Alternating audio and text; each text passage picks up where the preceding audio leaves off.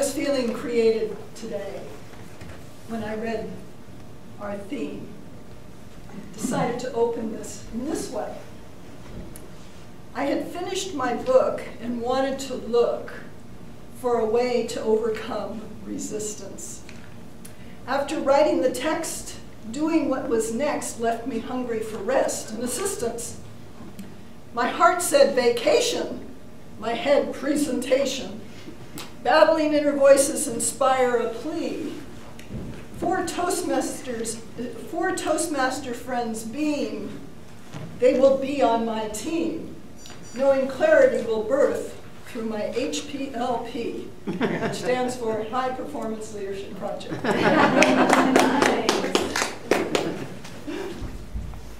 For those that don't know, a High Performance Leadership Project, which is the manual that Michelle is working in right now for my evaluation, is a project within the Toastmaster curriculum that anyone can do around any project that would invite leadership skills to be developed or enhanced.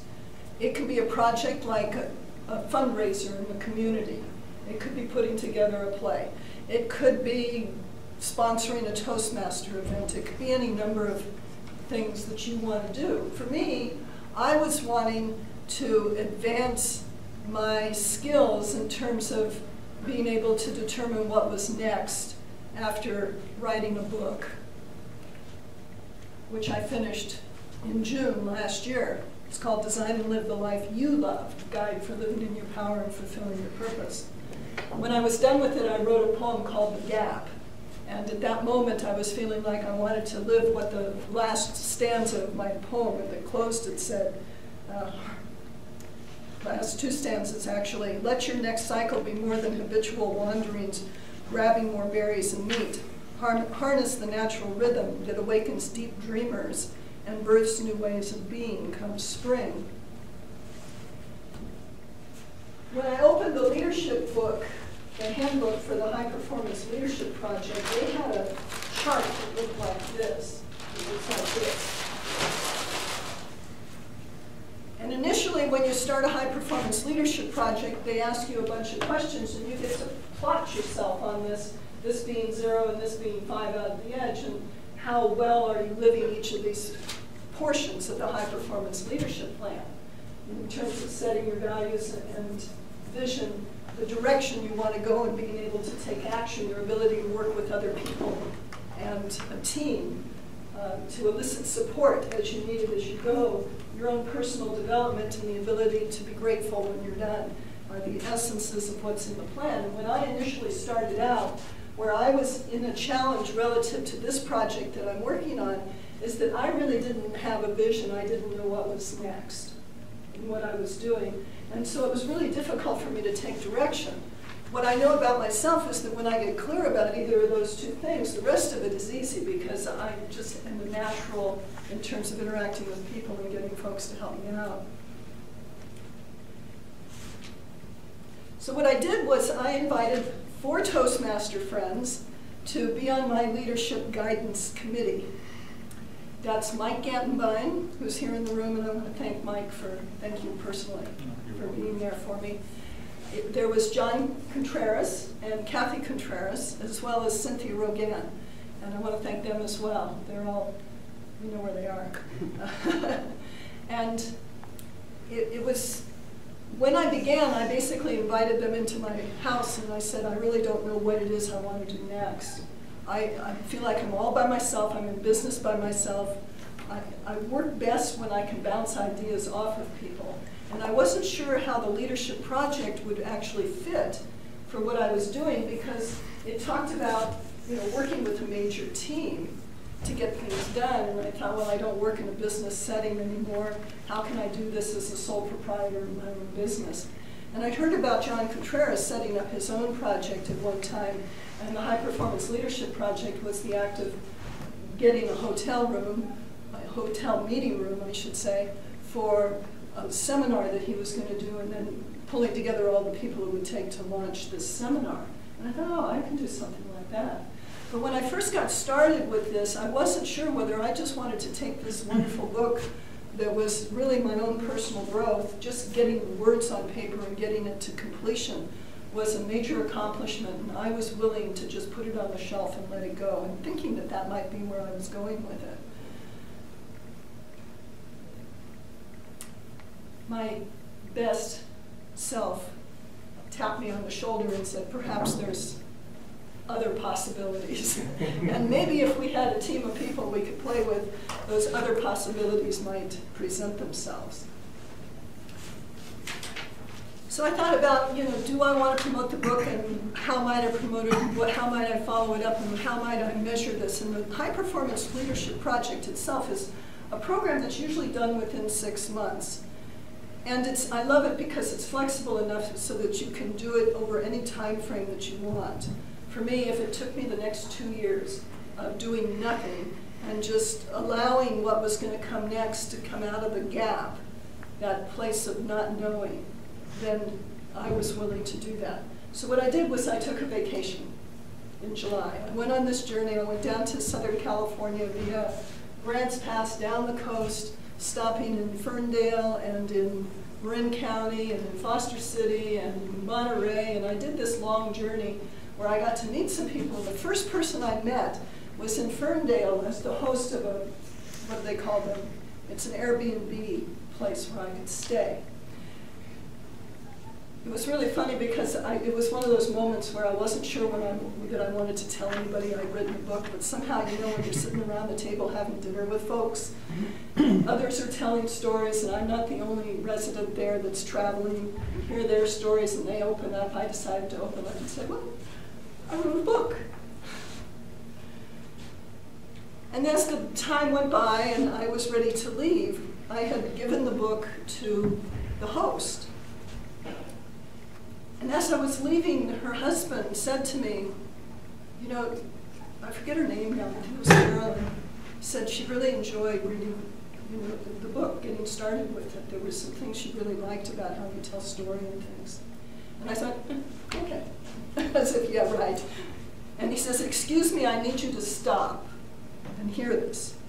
This woman does not give compliments. This woman used to be an editor for a major magazine, and if she didn't like what you wrote, she just wouldn't say anything at all. And I went,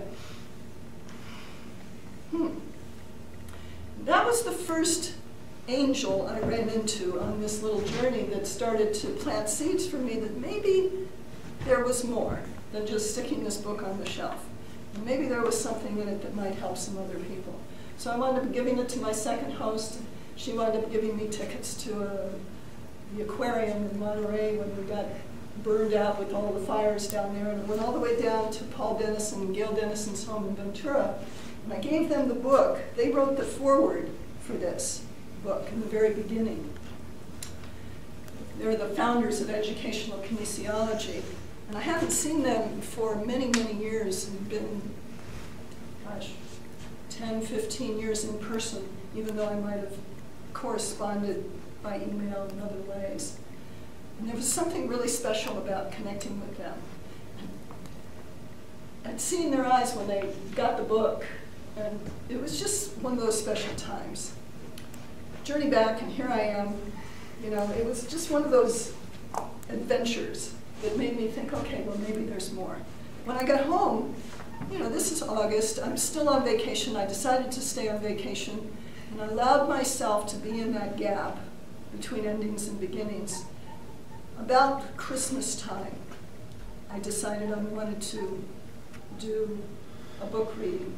So I scheduled the reading at Bloomsbury, which took place in January. So I accomplished that piece of it. In the meantime, over the holidays, I did a lot of back office work, so my website was able to receive payments if I were to sell a book. So I got all the back office done and prep for that.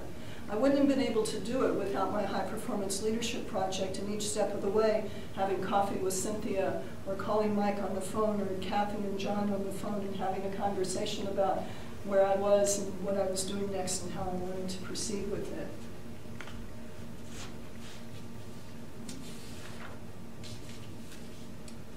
At the event in January, I sold, these are the successes. They asked me to tell you my successes.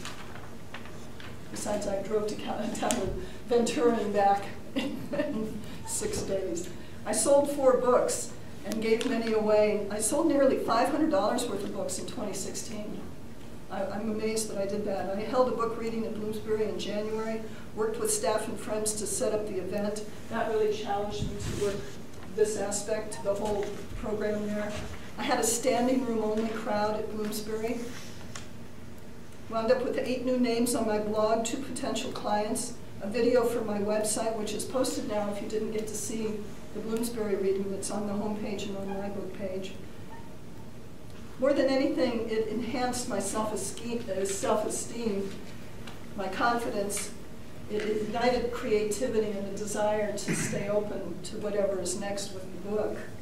It also gave me inspiration to keep going one day at a time and allowing the creativity to birth what's next.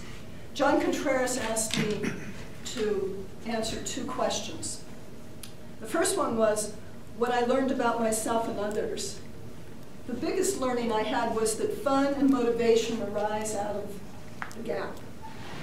Clarity arises out of the gap, taking that time out and not trying to force a solution or figure it out. I also learned to ask for feedback when I give instructions to somebody as to how to run my camera.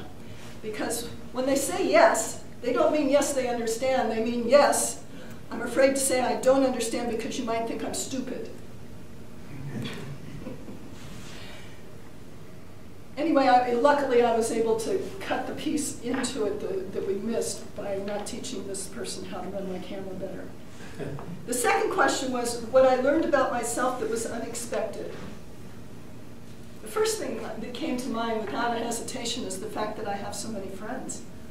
I didn't really notice and acknowledge that, and so I want to thank you guys that were there for me.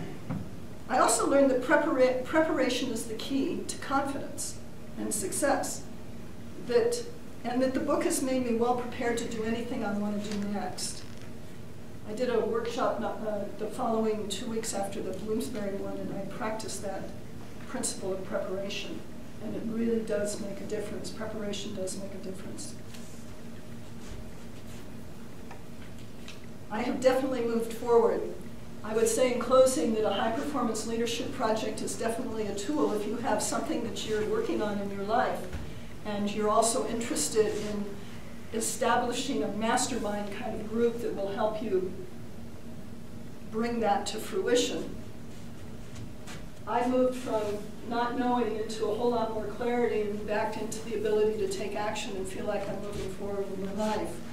And I'd like to read this to you because it's my little prayer to you in closing. May you too enhance your awareness, self-confidence, and appreciation for yourself and others, as well as celebrate successes you may or may not have anticipated when you do your own high-performance leadership project. Happy Toastmasters. Thank you.